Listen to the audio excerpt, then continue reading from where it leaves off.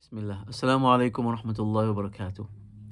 The word nabr is used in reference to accentuation. How we consciously, or sometimes in English, subconsciously, emphasize specific syllables in words to maintain a level of eloquence or to express a particular meaning with that word, as a shift in the emphasis of syllables may change meanings. In this series, inshallah, we'll be looking at three aspects of nabr in the Quran.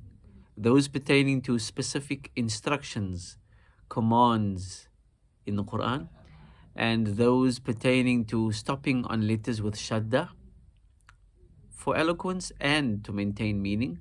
And then lastly, phrases of combinations of words where emphasis is required so as to highlight the one word from the other.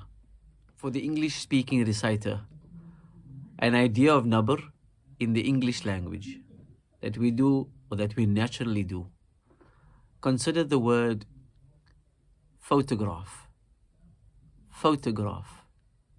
Three syllables, and naturally we slightly emphasize the first one, photograph.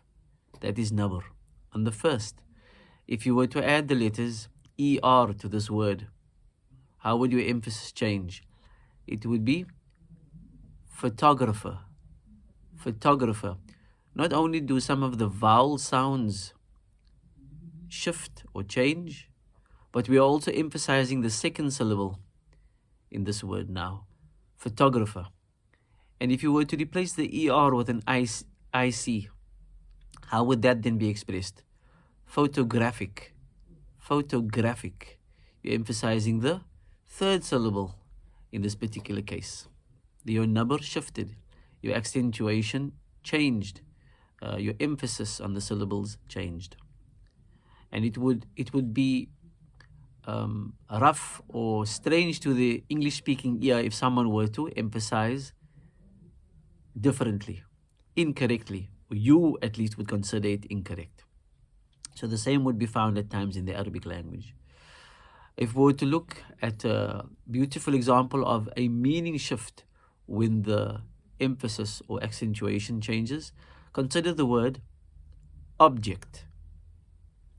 Object. We naturally emphasize the first syllable when we use this word in reference to an entity, an item, something, an object.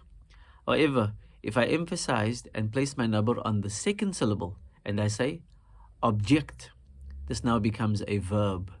This is what you do when you oppose an idea or a statement. You object. Object. Listen to the first one, object. And the second one, object. Object. It's a shift that brings about a different meaning, and if done so unconsciously, will affect the overall meaning of the context in which the word appears. Likewise in the Quran, there are times when we emphasize particular, or we are encouraged to emphasize particular syllables to maintain a level of eloquence. And there are other times when we are encouraged and guided by specialized teachers to emphasize particular syllables to maintain a particular and intended meaning in the word, as opposed to a different meaning, which some would be causing by incorrect emphasis without even realizing it.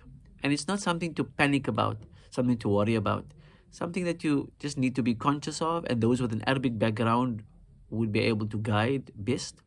They firstly need to realize it themselves, but herewith, inshallah, over the next few months, we'll be addressing some basic places where commands are found in the Quran and they need to be expressed in a particular manner, and then also stopping on particular types of words, letters with shadda, how they are to be expressed for eloquence and to maintain meaning. And then lastly, the third in the series, inshallah, ahead would be to address compounds of words and how to address them and emphasize correctly so that the words may be distinct from each other. May Allah guide the way ahead. Shukran. Let me know what you think in the comments. Assalamu alaikum.